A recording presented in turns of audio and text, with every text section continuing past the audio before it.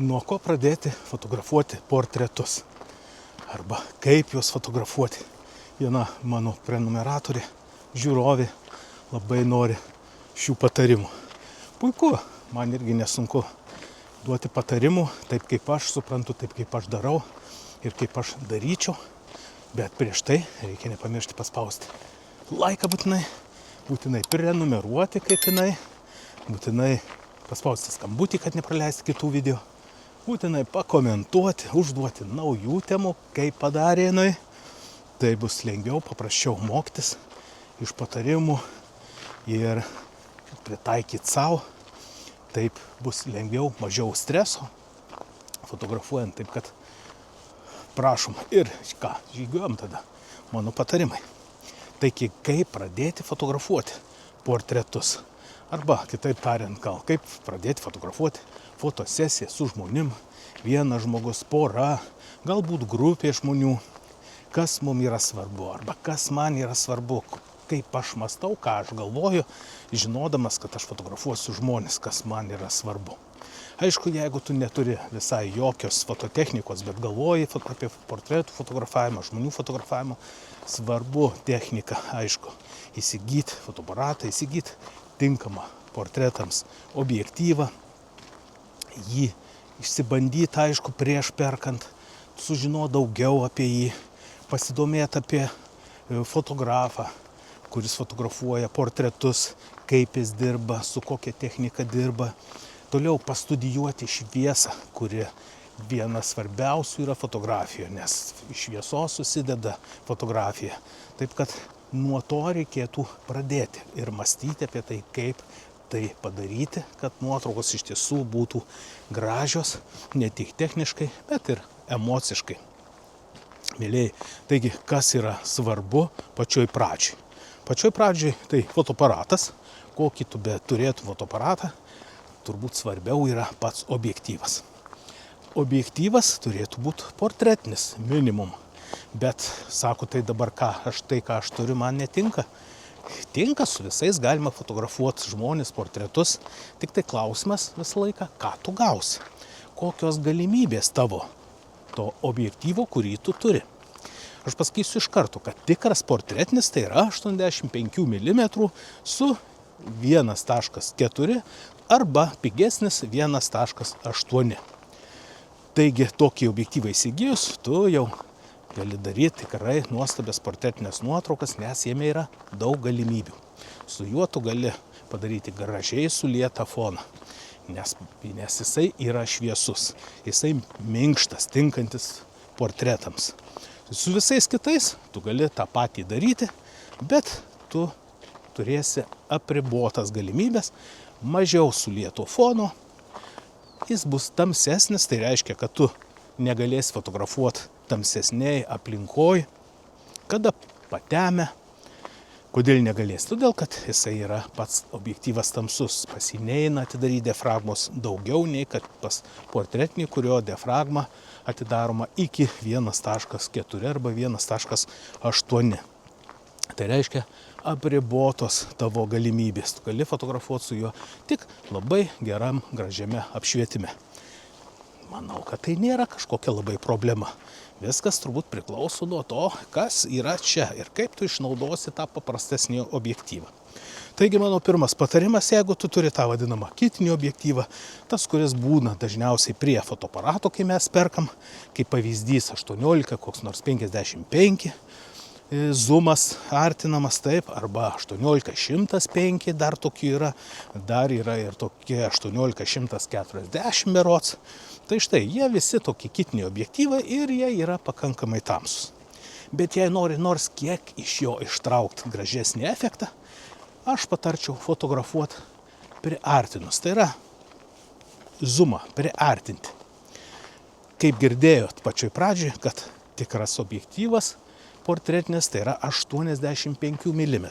Taigi, jeigu tau su tuo tavo objektyvu eina priartinti iki 85 ir daugiau, tai taip ir daryk.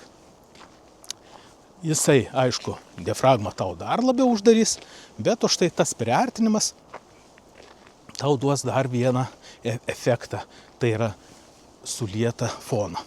Gal ne taip ir stipriai sulieta foną, bet vis tiek. Ir tas efektas pas tave pasimatys. Na, o jeigu tu turi tą objektyvą 18-55, aišku, iki 85 tau jau nebus galimybės priartinti. Bet vis tiek, bent jau 55 padarius, jau gali taip pat gauti panašų efektą, taip ir fotografuoti ir išbandyti. Diafragma turėtų būti pilnai atvira, kiek tik tai gali šitie tavo objektyvai.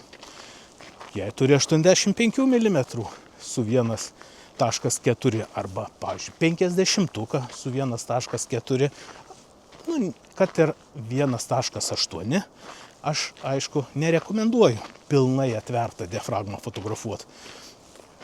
Daugiausia, kiek siūlyčiau atverti, 2.5. Nes jeigu daugiau atvertai, gali labai daug prarasti ryškumo. Vadinamas ryškumo gylis yra labai mažas, todėl kiekvienas tavo pajudėjimas pirmyn ar atgal, nuotrauka gali būti neryški. Tai štai, tokie patarimai su specialiais objektyvais arba kitiniais objektyvais, kaip gali pradėti fotografuoti gražius portretus. Tai toks vienas patarimas. Turbūt antras patarimas tai būtų studijuoti šviesą.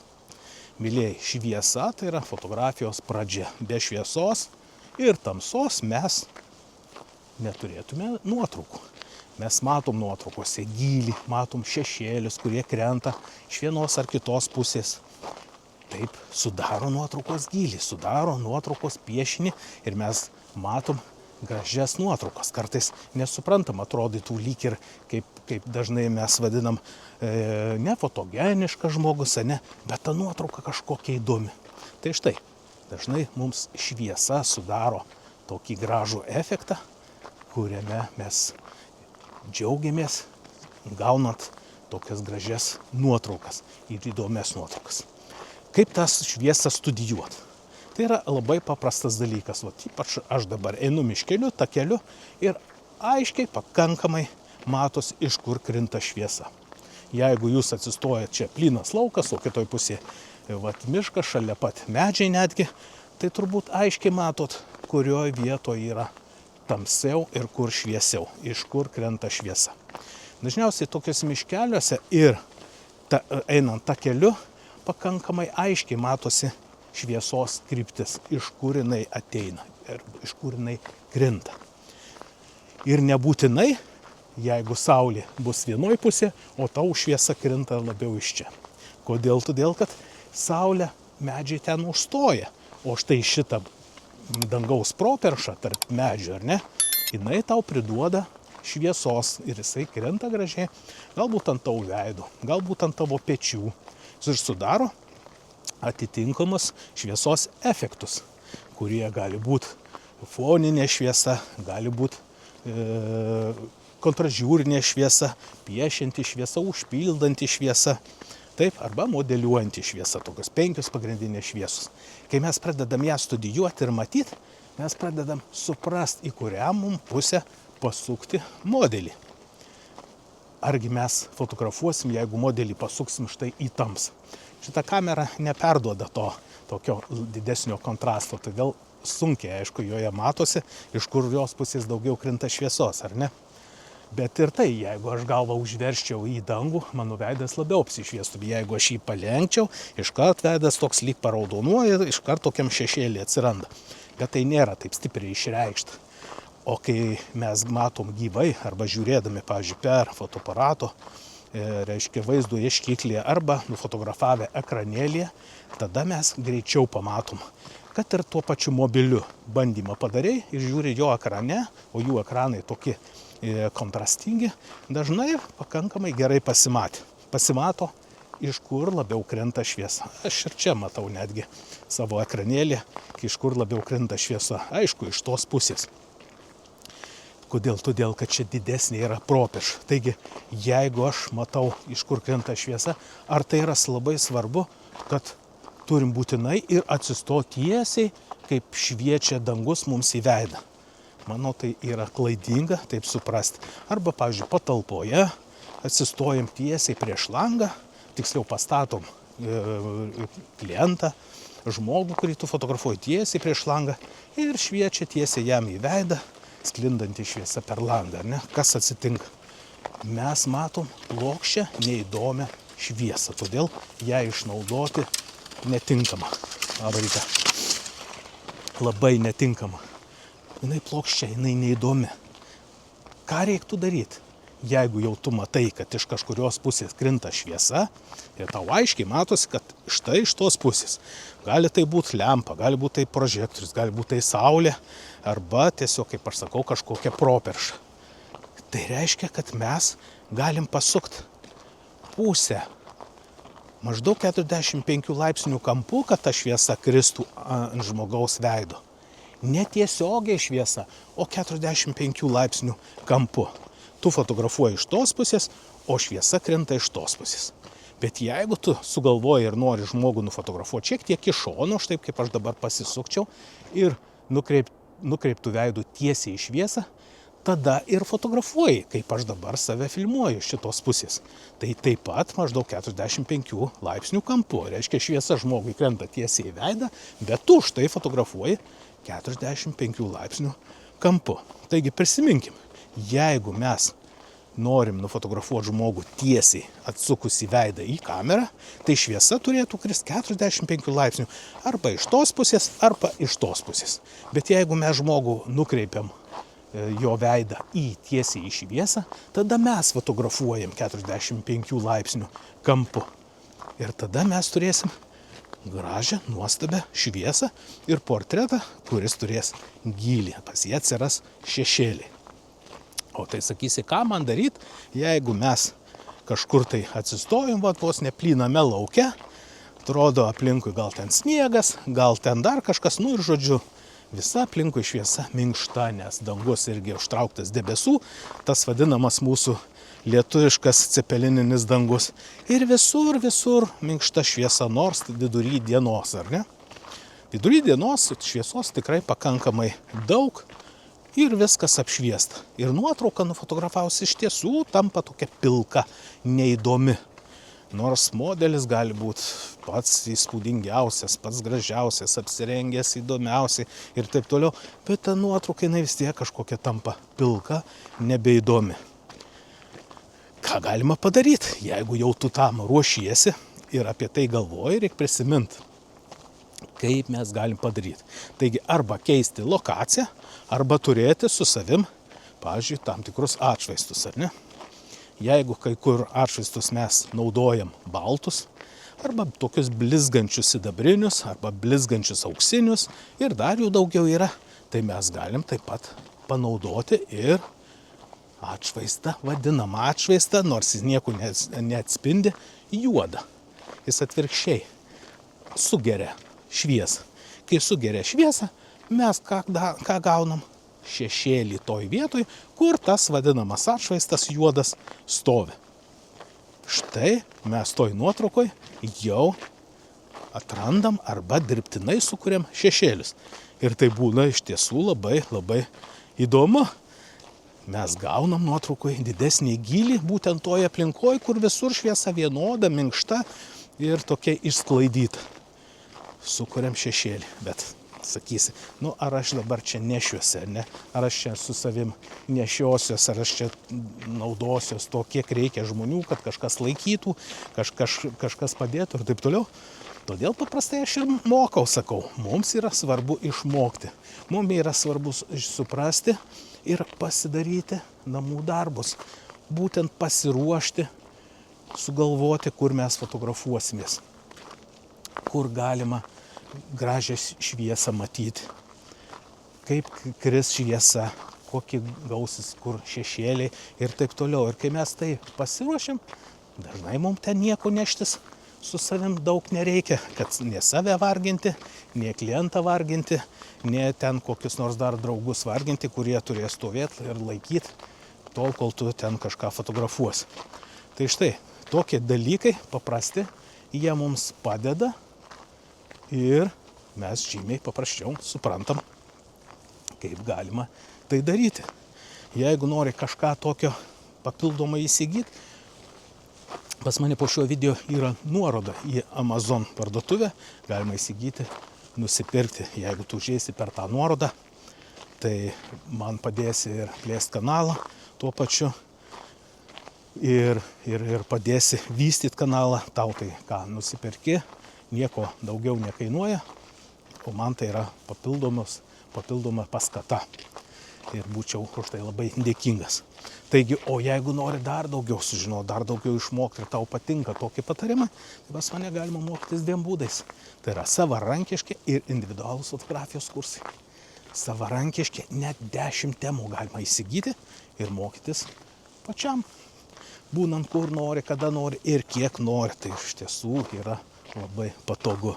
Turėk šalia fotoaparatą, įsijunk savo ekranėlį, planšetę ar kompiuterį ir savo klausai, darai, kas tau sakoma. Man nuomonė, tai yra labai patogu, nes tie patarimai išmokys tave, kaip naudotis fotoaparatu, kaip suprasti, kur ta šviesa krenta, kaip krenta šviesa, kaip nustatyti aparatą, kokį objektyvą pasirinkti ir taip toliau ir panašiai. Na, o kas nori rimtai mokytis jau iki tai, kad tikrai eiti, fotografuoti portretus, šventes, krikštynas, vestuves ir portretus, kokias tai porų fotosesijas. Tai mokytis individualiai, mano nuomonė, dar yra geriau. Tai yra profesionaliau. Visi mano profesionalūs patarimai yra tau vienam, nes mes mokomės gyvai. Tik tai tu ir aš. Susitinkam 6 kartus, viso 12 akademinių valandų. Ir mokomės tik tai tu ir aš, niekas mums netrukdo papildomais klausimais, tik tai visi klausimai iš tavęs, jeigu kažko nesupratai, kartojamės ir mokomės taip kartu. Individualūs fotografijos kursai visą laiką yra geriau, mano nuomonė. Taigi nuorodos apie kursus savarankiškus ir individualius taip pat yra po šiuo video. Pažiūrėk, pastudijuok ir, manau, nuspręsi, kas tau geriau, kiek greitai tu nori išmokti, kiek greitai tu nori sužinoti, vat ir taip toliau. Na, o jei sakysi dar, tik tai galvoju apie objektyvą, kokį man jį reiktų įsigyti, arba galvoju apie fotoaparatą, kokį man reikia įsigyti, tai tokiu atveju aš taip pat savo mokiniams padedu įsigyti. Kas nori visiškai naujų daiktų, tai taip pat ta nuoroda, kur aš jau minėjau, iš Amazon, paspausk ir ten gali užėjęs išsirinkti, ką tik tai nori, kokią nori techniką įsigyti ir parsisiųsti. Bet jeigu tau nėra taip svarbu nauja technika, tai aš galiu padėti ir galbūt naudotą šiek tiek, bet tikrai geros būklės techniką įsirinkti. Nebūtinai prie jo kitinį objektyvą galima įsigyti būtent tą, kuris tau yra svarbus, tinkantis pagal tavo žanrą. Žodžiu, viskas eina palaipsniui, kai suprantam, kas tau yra svarbu, ko tu sieki, į kurią pusę tu eini fotografijoje, taip yra paprasčiau ir sutaupomi pinigėliai. Taigi štai tokie mano patarimai, štai tokia mano pagalba. Manau, kad tuo gali pasinaudoti. Visos nuorodos po šio video yra ir jei ką, būtinai kreipkis. O aš šiandieną dėkoju tau už tai, kad tu žiūrėjai. Spausk laiką, būtinai prenumeruok, būtinai paspausk skambutį, kad nepraleisk kitų video, būtinai pakomentuok ir užduok taip pat naują temą, kad galėčiau jums patarti būtent iš savo praktikos. Taigi, visiems ačiū, kad žiūrėjot dar kartelį ir iki kito susitikimo.